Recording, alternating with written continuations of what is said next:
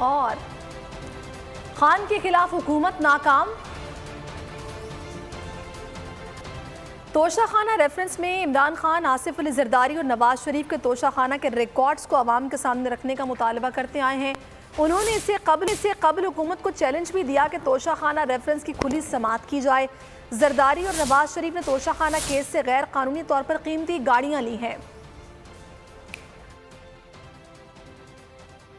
जो भी तोहफा मिलता है प्राइम मिनिस्टर और उनके वजीरों को, जो भी तोहफा मिलता है वो तोशाखाना में जाता है। जो भी मैंने खरीदी सब रिकॉर्ड के ऊपर है, सब कानून के अंदर है कि मैंने उन पैसों से जो मेरे घर के नीचे सड़कें जो आम लोगों को भी फायदा पहुंचाती थी वो तोशाखाना के पैसे से सड़क ठीक की, हुकूमत का पैसा नहीं लिया।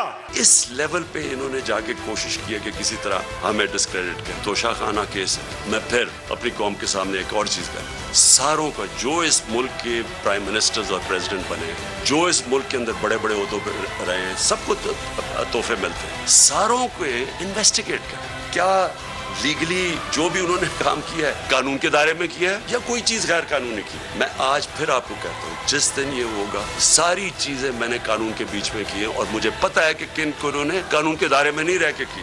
आसिफ जरदारी ने 3 गाड़ियां ली हैं वहां से तोशाखाना से, जो कि आप नहीं ले सकते। मुझे भी एक गाड़ी मिली, आप गाड़ी तोशाखाना से नहीं निकाल सकते। आसिफ जरदारी ने 3 महंगी गाड़ियां और नवाज शरीफ ने 1 ली, और ये बिल्कुल गैर कानूनी। तो मैं ये चाहता हूँ कि इसके ऊपर भी आए। मैं समझता हूँ ये इनका आखिरी ये चाल है, ये जो अब फेज है ना, ये आखिरी फेज है कि किसी तरह तोशाखाना में डिस्क्वालीफाई करवा दो। मैं चैलेंज करता हूं कि तोशाखाना का केस सुना जाए, ओपन हियरिंग में सुना जाए, और जब मेरा केस सुना जाए, मुझे पता है कि उस केस में कोशिश कर रहे हैं जलील होंगे, उसके बाद हर कोई जिसको तोशाखाना से गिफ्ट्स मिली हैं सबका सुना जाए, जरदारी का भी, शरीफ का भी, यूसुफ रजा का भी, और सारी कौम को पता चल जाएगा